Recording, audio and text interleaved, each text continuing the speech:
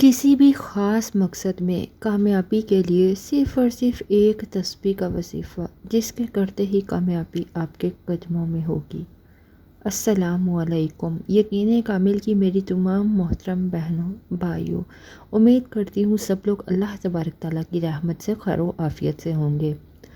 اگر بہنوں اور بھائیوں آپ کے دل میں کوئی خاص مقصد ہے جسے آپ چاہتے ہو کہ پورا ہو جائے اور بہت ہی تگ و دو کے باوجود ابھی تک اس میں کامیابی نصیب نہیں ہوئی، تو سب سے پہلے نماز کی پابندی ضرور کریں اور عشاء کی نماز کے بعد آپ اس عمل کو کر لیں۔ انشاءاللہ عز و جل کامیابی نصیب ہوگی۔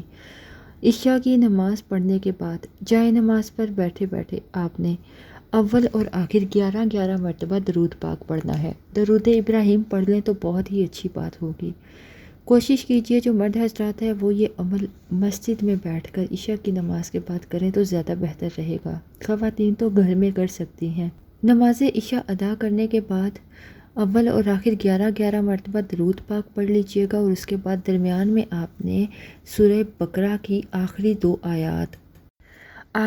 دو آیات آمن الرسول سے لے کر آخر تک آپ نے اس کو 100 مرتبہ پڑھنا ہے۔ اس کا یہ مطلب ہے کہ آپ نے ایک تسبیح کرنی ہے، اور آخر میں جیسے کہ اول آخر بتایا 11 مرتبہ درود پاک ضرور پڑھنا ہے، اور اللہ تبارک تعالیٰ سے اپنی جو بھی حاجت ہے اس کے لیے دعا کیجیے۔